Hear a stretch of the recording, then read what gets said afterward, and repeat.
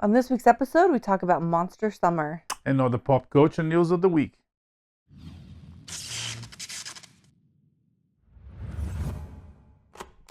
Hey, we saw some fun movies this week and definitely fully in spooky season mode. That's right. I mean, two of them, right? Yeah, but Yeah, yeah. Well, the first one is spooky, but it's about a summer. Yeah. It's a cruel summer, starring Taylor Gibson. Good try. Monster Summer. Starring. I should get the names of the young kids because it's their movie, right? It really is. Mel Gibson is there, but he's a great addition to it. Yeah. He's a really important character, but it's the one kid in particular. Yeah. So Monster Summer, starring kids, and Mel Gibson. Kevin James is there too. Yeah, weirdly. And as a mayor. He's like the chief editor of the local newspaper. Who inexplicably has like a deep South accent. Does he? Yeah, even though they're in New England. Well, whatever. It's fun. The director said, Kevin, do an accent. Yeah. And he's like, that's the only accent I can do. And he just kept that one. Maybe. Whatever, it worked. It worked. Yes. Who else? Is anyone else that it was like super familiar and exciting? Oh, the guy from Sandlot. Yes. Yeah. The redhead who's I haven't seen him. Malls. Yeah. Such a good line. I say that to like my students sometimes when they're just like really pushing me over the edge, and I'm still trying to be cool about it, but let them know like it's going too far. This one kid, I was like, killing me, Smalls. He goes, my mom says that to me all the time. I bet she does. Right. Anyway. So Killer Summer is Monster Summer. Monster Summer. Yeah. Yeah. Killer Summer is something else. Oh, is it? Maybe it's coming soon. So Monster Summer takes place in, what's that place called? It's like Martha's Vineyard. Martha's Vineyard. Yeah. And there's kids. And there's a mystery. I'm not gonna go too much through it because I don't want to spoil. But it's fun. It's really fun. It has like Goonies vibes. Yeah. Monster Squad vibes. This one is more. It's not for everybody. I mean, it is for everybody, but not everybody saw Monster Squad. But it's really fun. It's the kids that get together to fight monsters. Oh, okay. Remember that one? No, you saw that one. No, I never saw that one. Yeah, there's a Dracula, the Mummy, Frankenstein. Sure. And there's the kids, and then they found out that Dracula is the leader of the monsters. They found out how to the monsters are invading Earth and wants to take over. And they can't remember if they found a book or a descendant of Van Helsing. And that'll do it. I think it's the same kid from Adventures in Babysitting. Anyways, but they got the spell. Then they got a weird, not weird, like you know how kids find old people weird. They found this weird old German guy, and they got him to read the spell that is in German. And they need a virgin, so they found a girl in high school. They invite her to read because she needs to read the spell, and it turns out she wasn't a virgin. She said, but hand stuff doesn't count, some crap like that. Oh my gosh. And then it's funny because the very little girl, sister of this one of the main characters, is the one that ends up reading the spell. That's a fun movie. You sure you don't remember that? Yeah, I haven't seen that. Okay, we're gonna watch that. The girls probably can watch.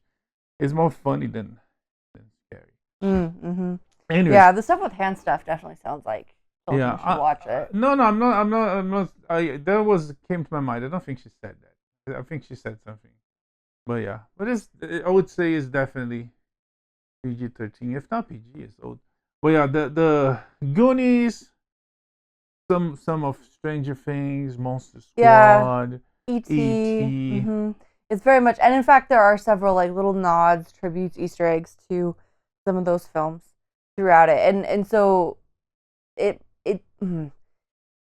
it's really sweet. At the core of it, we have this kid who's just like struggling to figure out like who he is and who he's supposed to be and who he wants to be, and like his family's struggling, and we have Mel Gibson's character who also struggling, and they come together and like help and love each other through this whole crisis of like monsters and children during the summer. Yeah. A little bit of Jaws vibes. It's really... in the 90s, so it has nostalgia for young adults these days. Yeah. Kids with backpacks and bikes just hitting the town. There's Yeah. baseball. Very Americana, very old school. Riding the bikes until it gets dark. Mm-hmm. You see Tim Walt says like I from a time that I used to ride my bike and until it gets dark, and I'm really glad for that service. These things speaks that make no sense. It's like, okay. Thank you for your service. Oh my gosh. Oh. Anyways, back to Monster. This movie Monster made Summer. sense. There's definitely like you gotta suspend disbelief. The kids There's are a great. couple moments where it's like a little cornball, but yeah, these kids act their hearts out, especially our star, whose name we can't remember. Like it's really lovely and sweet. And there's also a couple of like genuinely freaky, spooky moments. Yeah. So overall I would say this is a really lovely, like scary movie. Definitely worth watching. I would definitely love to see more of this kind of It's right thing. between the thin line between summer and Halloween. Yeah. It's funny. It was surprisingly good. I saw the trailer. I was like, yeah, that's interesting, but it has some things that movies nowadays avoid because of the woke mob or because of I don't know, some things they consider antiquated, and some things that Hollywood doesn't do anymore because all the crap they did in the past, and they try to overcompensate and to protect, and end up losing the season of things they did in the past. Yeah. Like back in the day, you would have old mentors, father figures, if you may, like Ben and Luke Skywalker. Yeah. You had Gandalf, not so long ago, Gandalf and Frodo, Miyagi and Daniel San. Yeah, this is a lot more of a Miyagi Daniel-san. And and Dr. Brown and Marty McFly. Yes. They are friends. They are like master and apprentice, right? Old man and a young apprentice, pupil. And it's not common anymore because Hollywood and the mess they have with kids and pedophilia, and because they do bad stuff and they don't want to give the appearance of that, or because they want to avoid that kind of image. Period. They don't do it. In this one, I was surprised because the friendship between the young kid and Mel Gibson is, first it doesn't start quite as a friendship, but at the end they love and respect each other and they help each other. They learn from each other, and I thought it was really well done. They help each other heal. It's so beautiful. They it's something they don't do anymore for whatever reason. These people did. Mel Gibson is heavily involved on alternative filmmaking out of the Hollywood axis. Yeah. But this one was really this one was good. like, it was way better than it should have been. I knew it would be kind of fun, but I didn't expect it to be like this lovely, to have this much quality acting, writing all around. So definitely highly recommend it. It may, like, I would say overall it's appropriate. There's nothing like super inappropriate, but just some of the content might make it not a great watch for little kids. It does get a little spooky. This is about like children being hunted. Ew. Yeah. So use your judgment there. But definitely worth a watch. But yeah, it was really fun. I thought it was a really good product of kids story for kids. It's original piece. It's not based on what a rare thing. any book or comic book or video game or short or story old movie or podcast. The things people do these days. And yeah, definitely one for the Halloween season. Mm-hmm. And yeah, Yeah. Yeah. what some high critic would say is a coming of age movie. Sure. There's that. Well, I'm not gonna say that because my butt. Anyways, Monster Summer. Yeah. It's still available in theaters everywhere. Mm-hmm. There's a lot of movies coming out with Halloween season and the fall season sort of picking up. But this one is still out. You should see it. Yeah. Yeah. With Mel Gibson and other great people. Mm-hmm. Okay, let's stick with spooky season for a minute and talk about Apartment 7A. Yeah, if the first one, if Monster Summer was like very, even though it was not derivative, but it was clearly inspired by what came before in a very creative way that works, that was fun, that was entertaining. This one, I personally thought it was like so derivative that is like, it was so here's how I feel about it. I feel like it was impeccably executed, marvelous performances, especially from Dianne Wiest.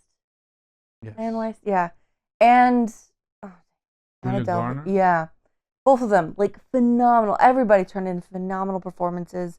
Set design was beautiful. It was so well written, but it was kind of doomed to fail from the beginning because this is a prequel for Rosemary's Baby. And if you've seen Rosemary's Baby, you know exactly what's going to happen throughout the movie. Not out the movie. But I mean, kind of throughout the movie, like we see, end.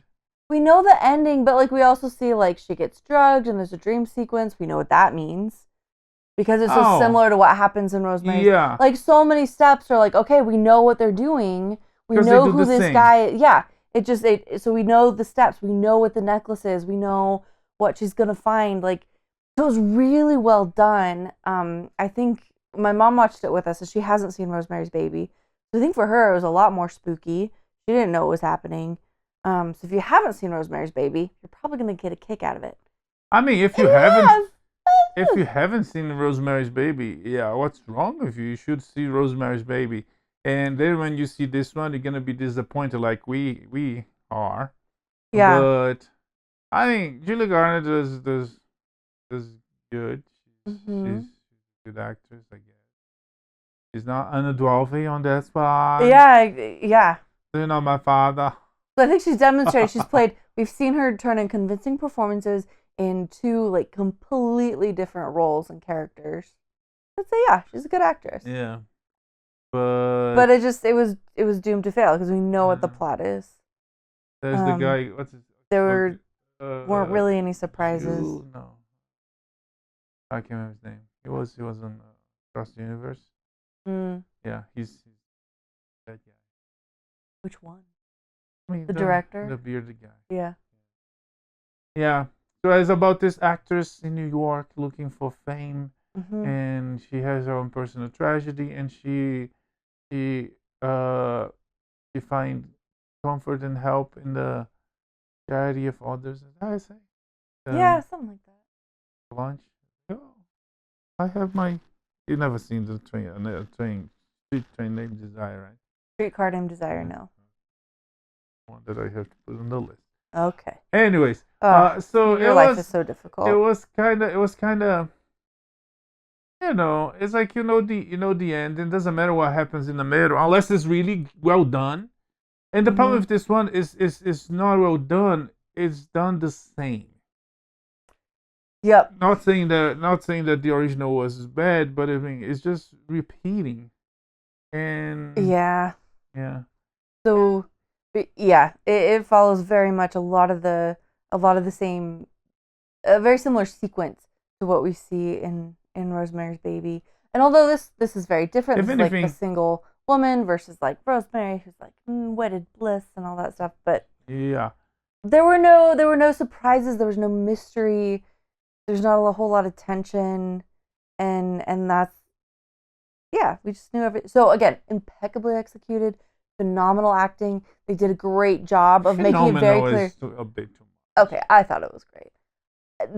I think they did a great job of capturing the feel and the style of this much older movie without any like cheesy tricks. In fact, when we started it, I didn't know that it was a Rosemary's Baby prequel.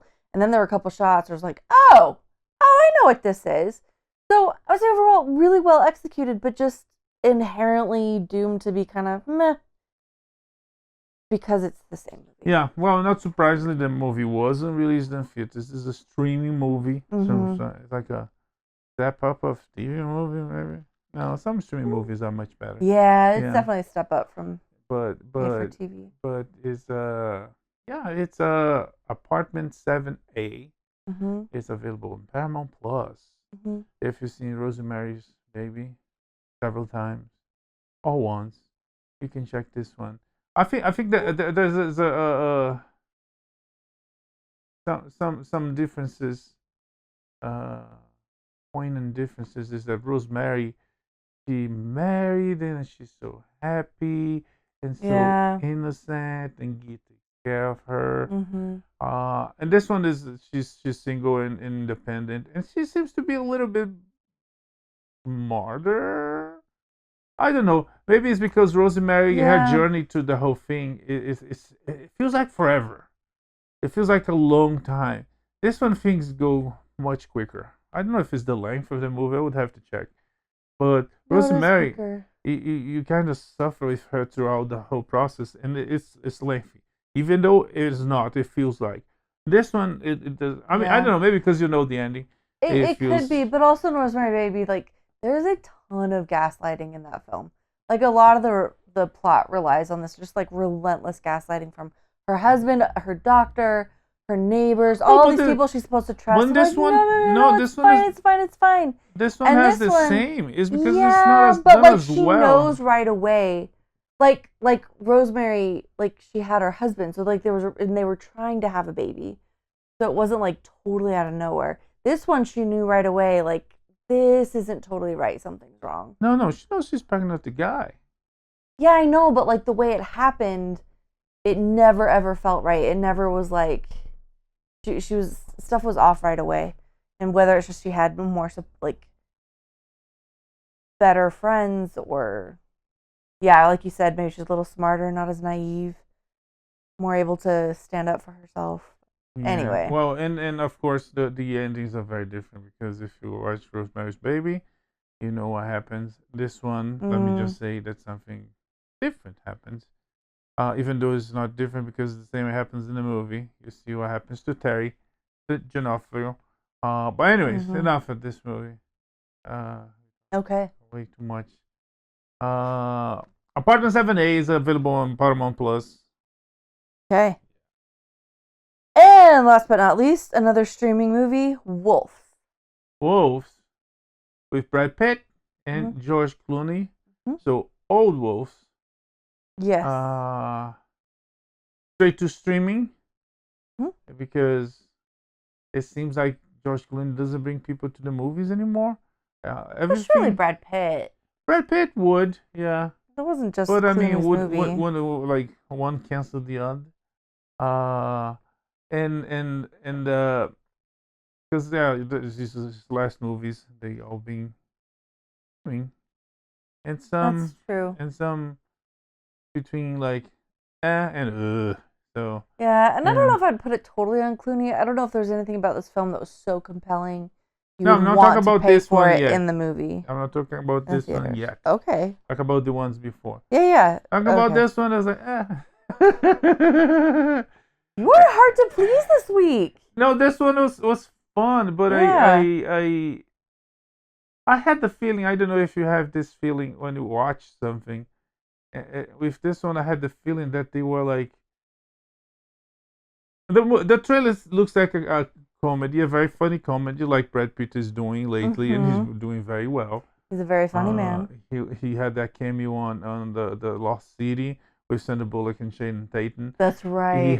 He was hysterical. Bullet Train was very funny. Oh my gosh, that movie's hysterical. Yeah. And George Clooney's very funny too. Yeah, but the trailer for this one looks like a very funny comedy, the modes of what Pitt is doing. Yes. And in the movie, it was actually not. It was funny, but it felt like in a lot of moments it felt like they thought they were like more important, more than they actually were. You know, I thought they were like trying to make who wrote direct this movie? I don't remember, but it definitely felt like they were going for some world building, a la John Wick, like creating this world and society of But men in way black leather way coats. inferior. Yeah, when I John say Wick. a la John Wick, I mean like in the manner of, not like at the level John of. Watts.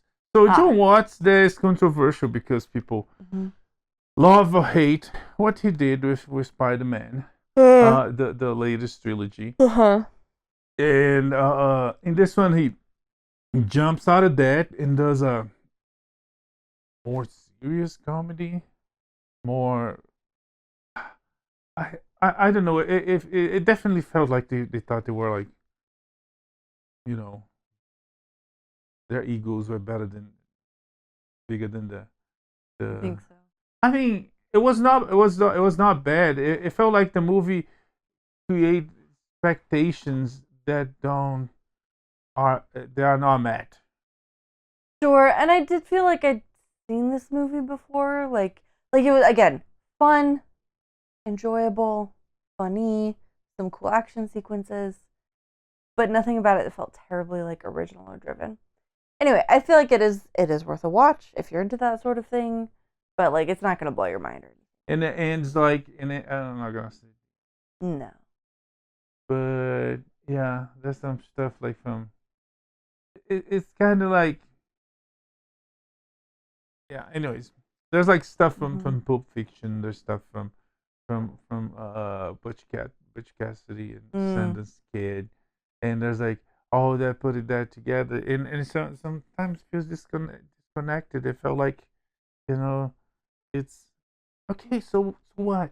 Yeah. Okay, so what? And in the end, it's I was like, okay, what? Anyways, Wolves.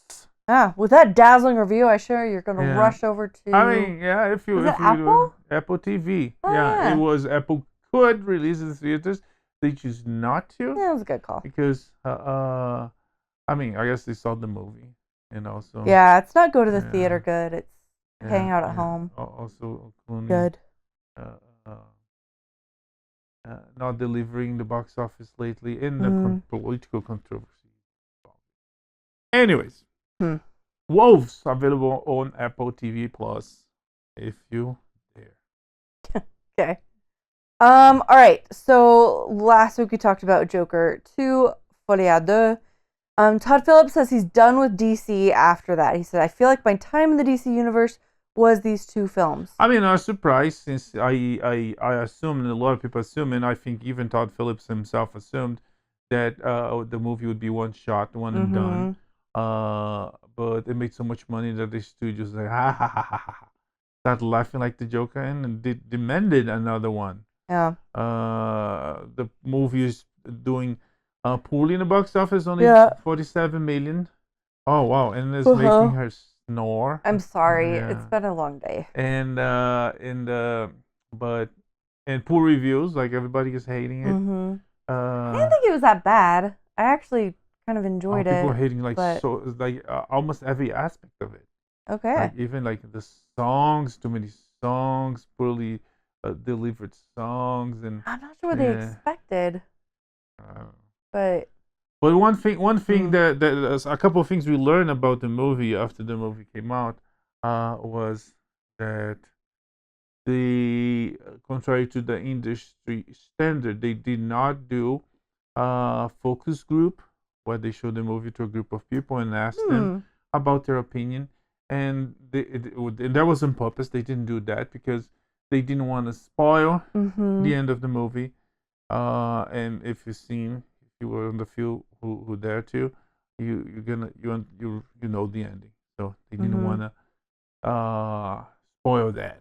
Yeah. Kept that in secret, which hurt them because if they had done a focus group, maybe they would change things. That would improve. Maybe.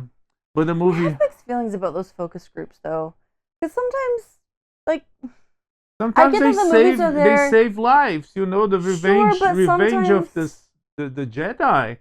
Lando died. which I think would have made a much more impactful and powerful film. They set us up for him to die.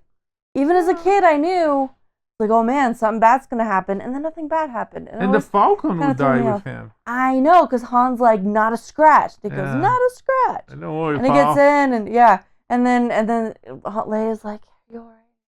Bad feeling about this. Like the last time I think. Yeah, like it was supposed to happen, and like, oh man, what a punch in the gut that would have been, and really made us feel like the impact and the sacrifice of what it took to take down the Empire. Yeah, but I think that would have been a phenomenal move. After decades, like, you know how Rogue One makes you just like feel it in your soul and in your bones what it costs to take down the Empire. I think it would have been. No, those are the main characters. Lando was not close to be the main character. No, but like he kind of charmed our socks off, and he's Han's best friend. So it could have given us some of that, but still let our main characters survive. And you already have a big death, like the redeemed Jedi, Anakin Skywalker. Yeah, but that was the death that we were building up. I mean, he had to die, and that wasn't part of like the sacrifice. That wasn't like the sacrifice of good people to save the galaxy. He was redeemed. He was redeemed, but like he had to lay down his life to redeem himself. Yes. Lando would have laid down his life to, like, I guess a little bit of redemption, but also to like save, you know, like greater love hath no man than this. It would have been like that. There would be too many deaths. The teddy bears would cry, and nobody likes a teddy bear crying. That's true. Although they did that in the movie. We had teddy bears crying. Yeah. Anyways, what are we talking about this? Todd Phillips, Joker, focus groups. Yeah, so they changed. They didn't do focus groups. Other thing we learned is, well, we have a quote here from Todd Phillips. You read. This one? Yeah. Do we want to count this as a spoiler? Why? Okay. Okay, Todd Phillips said that Joaquin Phoenix was never actually the Joker. He says he's always been Arthur Fleck. We talked about that after he saw the movie, that I always had the feeling from the first movie. So I don't think that's a spoiler. He's not quite, yeah. You're going to get more about that, but... Okay. Since he's imprisoned, right? He killed a couple people, right? Mm-hmm. He got his big hit as the Joker, and then went straight to prison. Yeah. We will assume that he would get out and do all the crap he does, and Batman, and killed one Robin, rapes one Batgirl, etc., etc., etc. Since he's in prison, you can either think he's not the Joker or he's not the Joker yet. So yeah, and I feel like after the first one, it could have gone either way. But anyway, this is what Todd Phillips said. He's always been Arthur Fleck. He's never been this thing that's been put upon him. This idea that Gotham people put on him, that he represents. He's an unwitting icon. Yeah. And that tracks. He's consistent with that through both films. Another thing we learned after the movie was that Christopher Nolan, Christopher Nolan, if it's not a sir, the Queen should do something about it. Well, she can't. She's dead. Oh, so bring the Nazgul. Maybe the king. She is now. The king. No, the king. She's king now. Don't bring her in the shape of a Nazgul. With her dogs. Anyways, Christopher Nolan had a conversation, and he's very influential, with Todd Phillips and the producers, makers of the first Joker, and he had a request. It was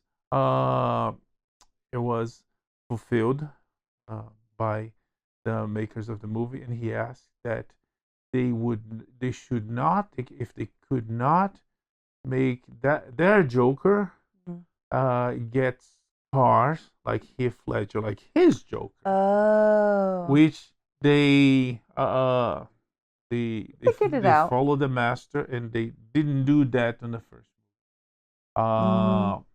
But second movie you're gonna have to see. Yeah. But anyways, interesting. Enough with the Joker. Okay, well, let's stick with DC. Some people thought it was a joke, but yeah. Okay, Joel Kinnaman is responding to rumors that Rick Flag Jr. will be in The Peacemaker. He says, "That's ridiculous. I would never be on a show like that. It's not what I do." Yeah. So, drop it, people. Yes. Let it go. Yeah, and what they did to him in the second movie was like, it felt like if it was the filmic version of what James Gunn is doing to the universe. It's like, kill the guy, which was the guy that was like the closest to an actual hero in that sum of. Yeah. Anyways. Yeah. Okay.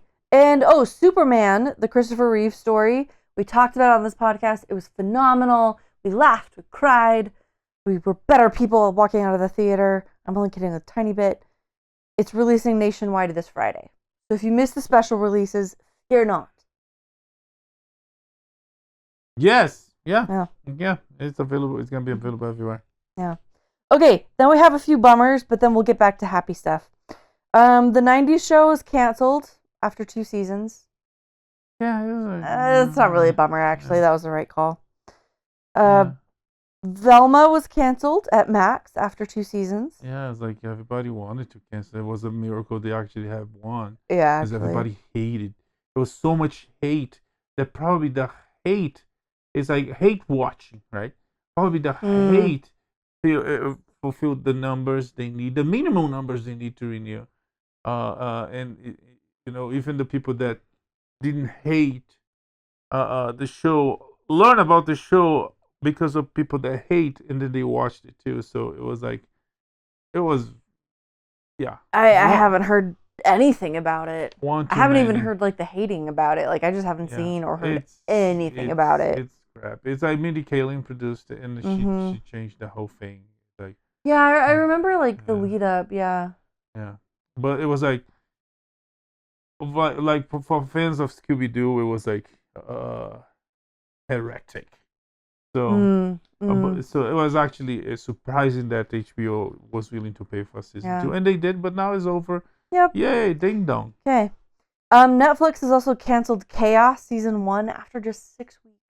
Yeah, that one looked like a bummer. I thought it was really intriguing. It looked interesting. Not interesting enough. It's like, hey, let's watch this. Oh, I thought it was interesting enough, but I guess nobody else did, and it's canceled now. Yeah. Oh well. But Jeff Goldblum. Yeah. Cool idea. People don't get excited about Greek mythology like they used to. Oh well. Okay, so what's this about showing films they shouldn't have? So Qantas is an airline. Oh. So it was over the news. Are you okay? Yeah, I just had a day. Okay. We homeschool our kids, and sometimes I'm tired.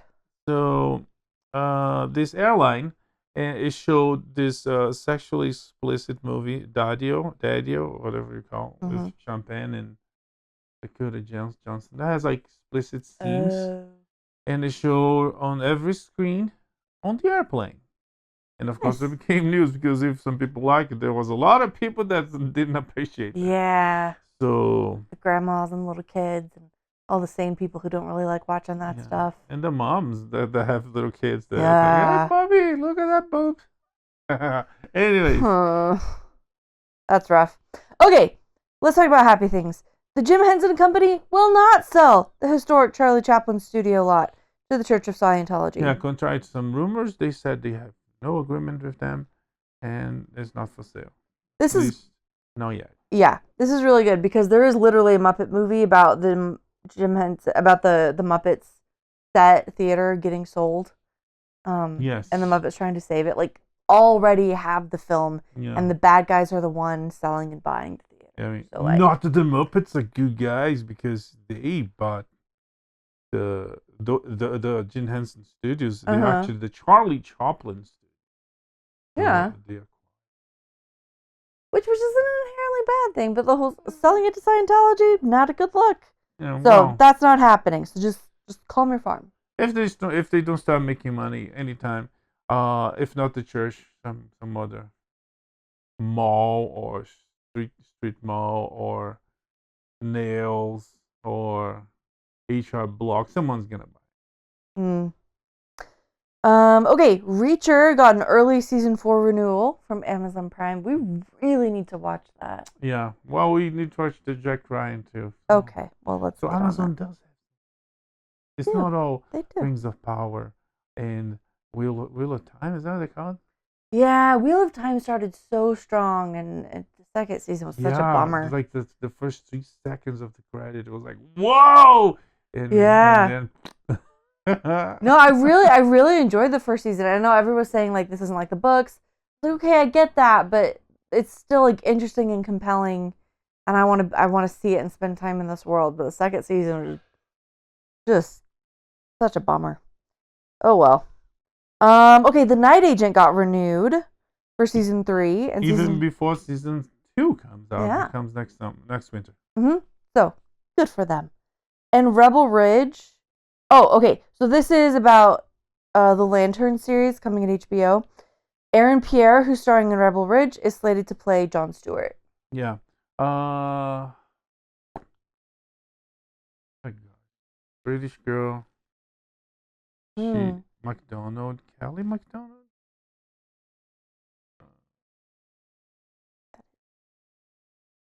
There are several British girls. Named McDonald. Yes. The actresses. That, no. She didn't specify the actress part. Well, we're talking Wasn't about shows. Trainspotting? Kelly McDonald. Oh, I was she's right. Scottish, silly. Oh, okay. Not English. That's why you didn't get it, because Yeah. there's only one Kelly McDonald from Scotland. Mm-hmm. She will be on the show as well. Oh, She will cool. be. There's like rumors, not details about her character. Apparently, she would be the sheriff in town. But is she a new character? Is she a new sheriff, or she's a version of Carol? Carol Ferris, love interest of Green Lantern. Hal Jordan. But yeah, it sounds like what we getting is gonna be like a buddy cop. They two gonna be investigating murder or something like that. This is HBO. It could be like True Detective with Power Rangers. All right. Matthew McConaughey, that was actually in the short list to be Hal Jordan, but it seems like all the big names passed on it. Yeah. But anyways, Which is fine. I don't mind. I actually kind of enjoy like giving a chance to lesser knowns or unknowns to step into these bigger roles. Anyway, there's a Shinobi movie coming from Universal, or at least being worked on. Shinobi, classic video game, Sega, Genesis video game about. Yeah. And we'll see. We will.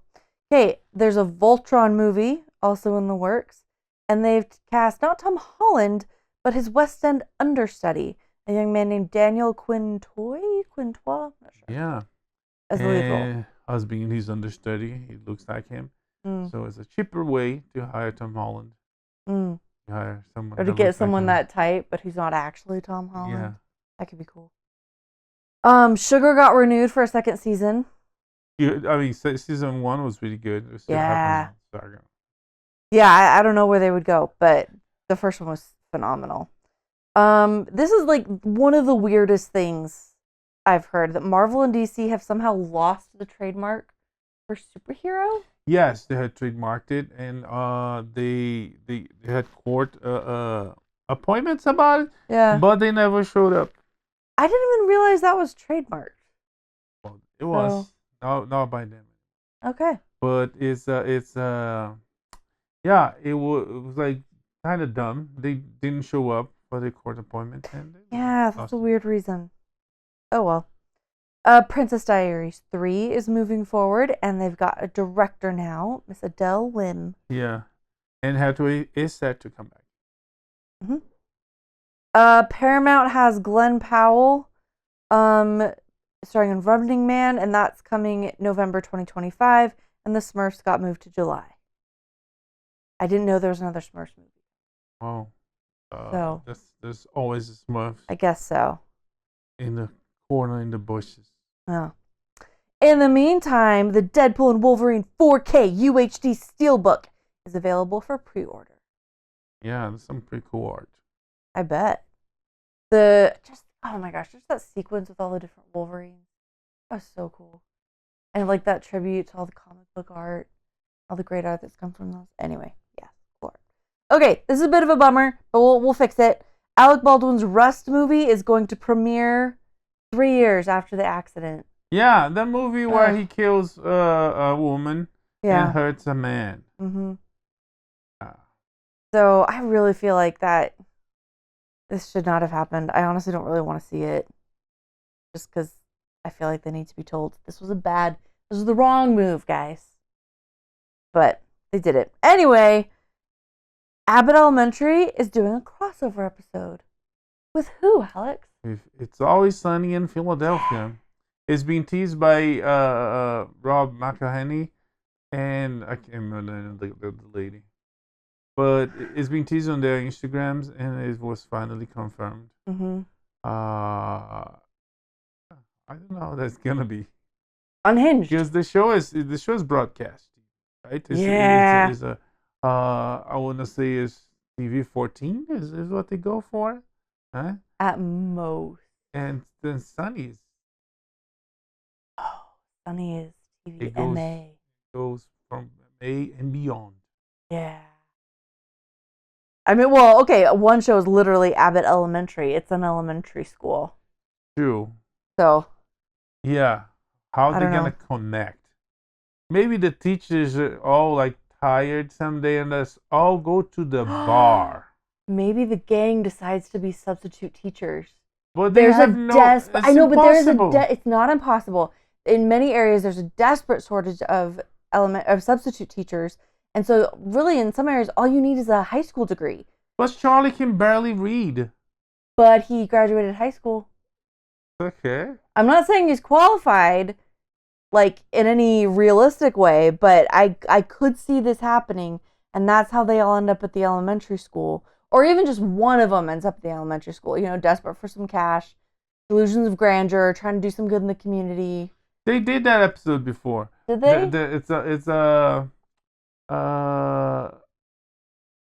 They have community service. They have to do community service, yeah. And then they coach a basketball team. That's right. So I guess it would be something like that. And then there's another episode that Charlie is a janitor at the school. Anyways, we'll see when it comes out. Or D comes to like direct the school play. Or the teachers go nuts on spring break, and I don't know. There's ways that can work, and I'm looking forward to it. They'll figure out something hilarious. That's Abbott Elementary is another show we really need to get to watching. So, okay, and then last but not least, have you ever just been dying to try a Krabby Patty? Not really. I cannot eat crab. Fair enough. I'm allergic. I'll die. I never sound appetizing. Asked that question to the wrong person. If you're not deathly allergic to crab, though, Wendys will soon be selling a Krabby Patty. It will be crab? I don't know. I don't know. Is it Krabby Patty? Is it crab? I mean, it's in the name. Well, but that'd be pretty sick. For Mr. Krabs to be selling crab? Oh, isn't there like let's talk about the movies, like the old animation that like one eats the same. What is it? It's like the donut character eats donuts or something like that.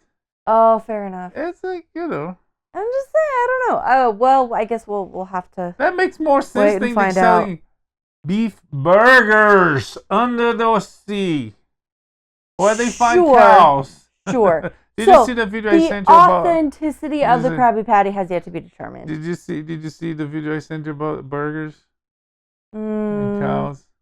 The guy saying, we're gonna call. I think it's from SNL. They're gonna call animals when they're alive. We're gonna call them something, and when they're dead, they're gonna call something else. Like cows, we're gonna call beef. What was the other one? Foods. That when they like pig and pork. Pig and pork, and then someone's like, "What about chicken?" It's like, "You're gonna call chicken. Come here, yeah. come here." It's George Washington, and then it's like, "Oh no!" The guy asks us like, he didn't start talking about hot dog. And then Oh. the guy asks, what? It's like, but hot dogs who are not dogs, don't worry. And then someone says, what's in a hot dog? It's like, come here. And he kicks him out of the boat. It's like, no real American would ask what's in a hot dog. Anyways. Good stuff. SNL, check it out. Yes. Anything else? No, that's everything. Okay, I guess that's it for this week. Come back next week with more pop culture and entertainment. Honestly, next week, I don't know. Oh, there's an SNL movie coming out. I might see that. Really? Yeah, it's called Saturday Night. Oh, that's right. It's about 1975 original crew. Yeah. And I guess creator Lauren Michaels and the not ready for primetime players. Chevy Chase. Dan Aykroyd. Dan Aykroyd, John Belushi, Christian Newman, the other girl, and Andy Kaufman, and the black dude. Okay. Wow, I know exactly who everybody is now. Is it? Well, there's the black dude. It was classic on Weekend Update. Chevy, he was the original host of Weekend Update. Mm-hmm. It's like, and now we're gonna redo the news for the audio impaired. That's right. And then he was like, this week, Kamala Harris said something stupid. And then there would be the black guy here on the corner, right? The little window. And it's like, this week, Kamala Harris said something stupid. Classic. Yeah. It's so dumb. It's so funny. Yeah. They don't make those guys fun as they used to. Anyways. The bar was set high. That's it. We come back next week. May the force be with you. Live long and prosper. Bye. Bye.